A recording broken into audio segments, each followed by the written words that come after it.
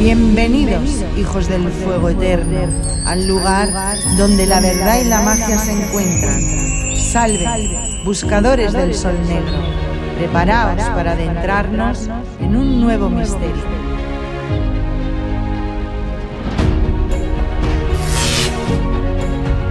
La crónica de Akako, el libro de la vida. Comencemos. Capítulo 3. Apoteosis y decadencia del imperio. 2470-1421 a.C. En Egipto, el imperio antiguo termina alrededor del año 2150 a.C. Hacia aproximadamente los mismos años, Babilonia es destruida por una invasión de tribus de las montañas. Hacia el año 2000 se funda el imperio de Sumer y de Akkad. Bajo el reinado de Hammurabi, la unidad política alcanza un inusitado nivel de arte y de civilización. Su código constituirá la base de la posterior legislación del imperio romano. Hacia el año 2000 a.C., las tribus indogermánicas comienzan a extenderse por Europa.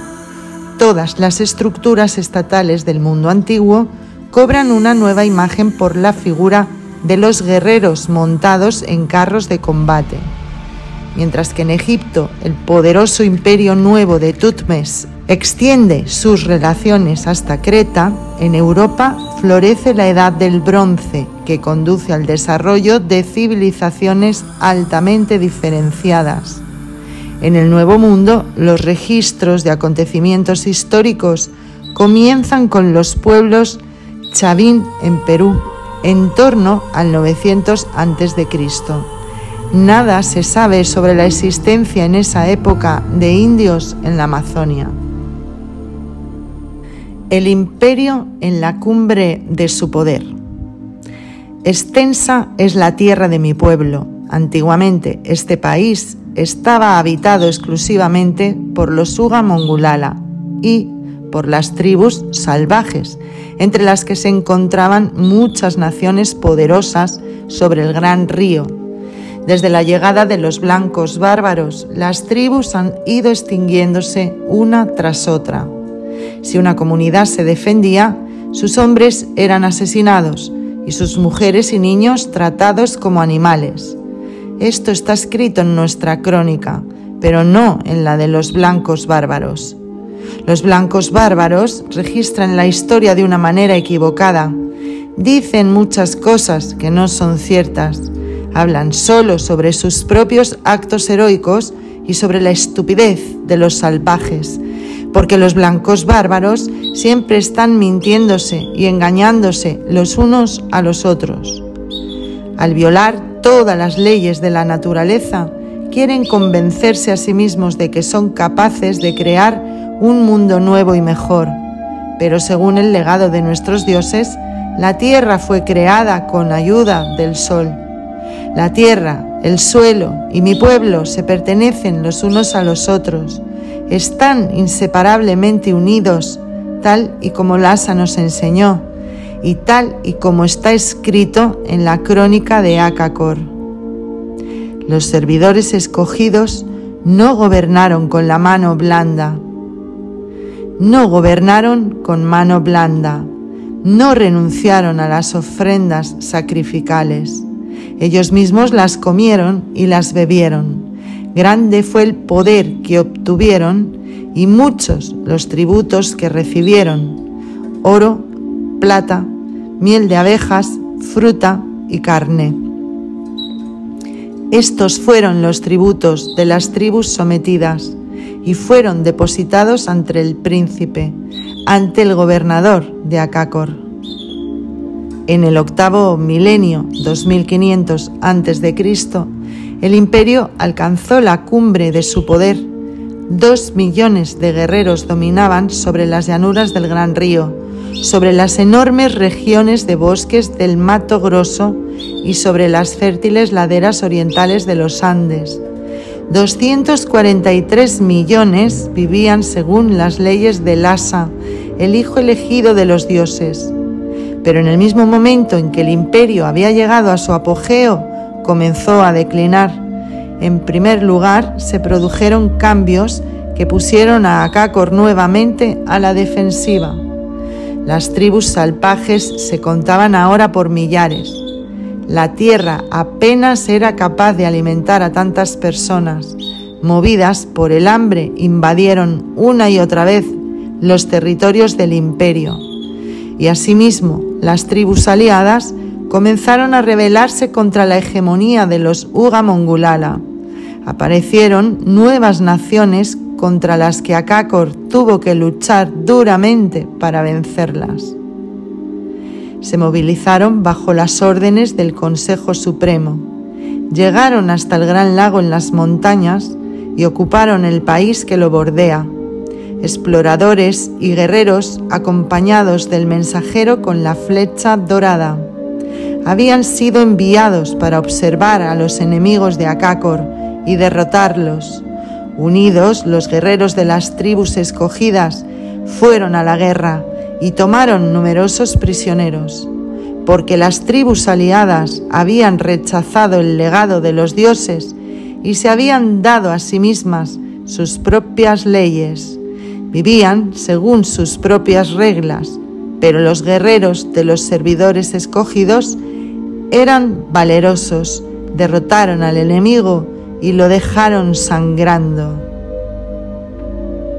Durante miles de años, los ejércitos de los Uga Mongulala han sido bastante superiores a los guerreros de las tribus rebeldes, debido a que eran cuidadosamente entrenados y entraban en batalla según los planes elaborados por Lhasa.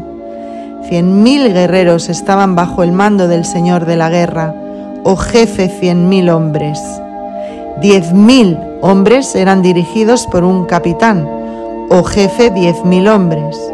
Los jefes 1.000 hombres y los jefes 100 hombres marchaban en vanguardia del ejército y daban la señal para el ataque. Tras el triunfo en una batalla, cogían prisioneros y se repartían el botín. Si la batalla parecía perdida, los Uga Mongulala se retiraban amparados en la oscuridad, hacia unas posiciones ya preparadas de antemano. Solamente en las ocasiones más excepcionales acompañaba el príncipe a los ejércitos. Escogidos mensajeros lo mantenían en contacto con los guerreros, de modo que en casos de emergencia pudiera acudir en su ayuda con su propia guardia de palacio. Mi pueblo abandonó este orden de batalla cuando llegaron los blancos bárbaros. Ni siquiera un enorme ejército podía resistir las invisibles flechas del nuevo enemigo. El tiempo de las grandes campañas había terminado. En la actualidad, únicamente poseemos un ejército de 10.000 guerreros, todos ellos entrenados para el combate individual.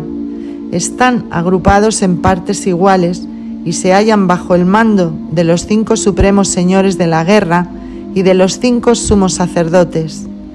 Cada guerrero va equipado de arco y de flecha, de una gran lanza con la punta afilada, de una honda y de un cuchillo de bronce.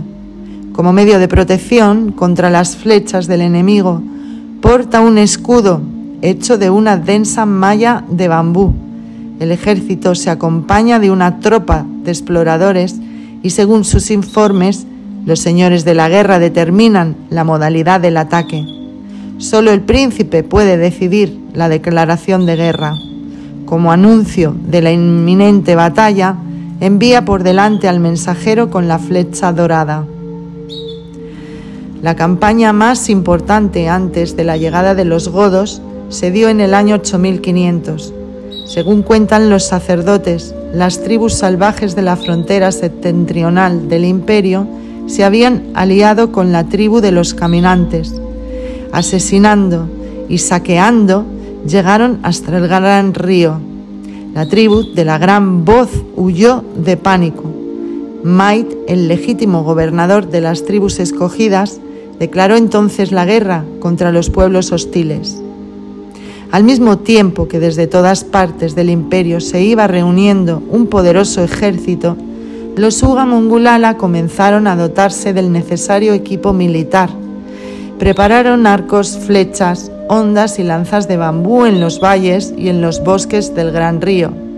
Día y noche los cazadores salieron para matar la caza necesaria para los guerreros.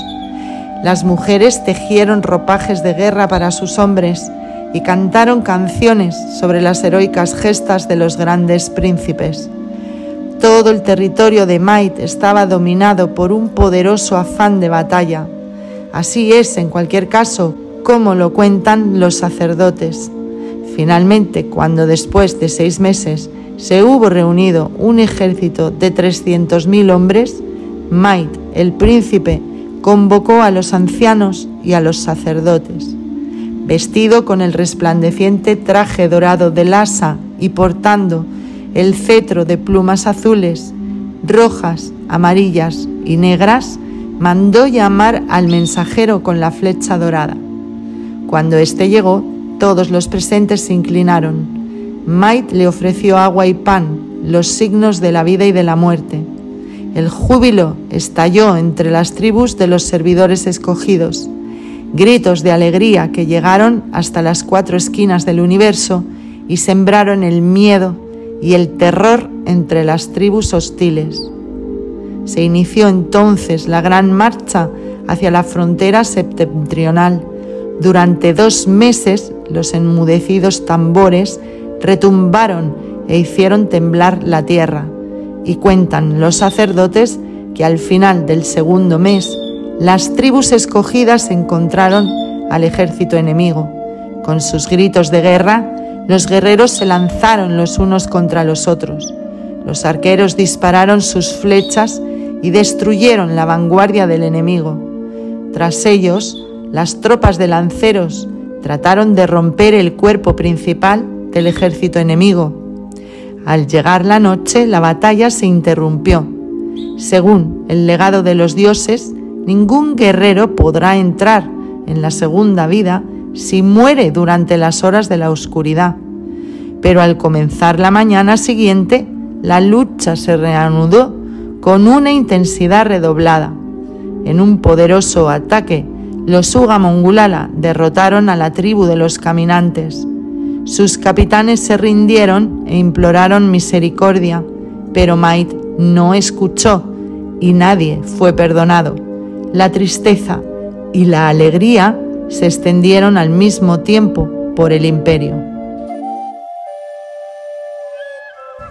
Los pueblos degenerados. Durante el 8º y el 9º milenios, los Uga Mongulala se vieron envueltos en varias campañas contra las tribus rebeldes. Maid derrotó a la tribu de los caminantes y rechazó el ataque de las tribus salvajes sobre las zonas bajas del Gran Río.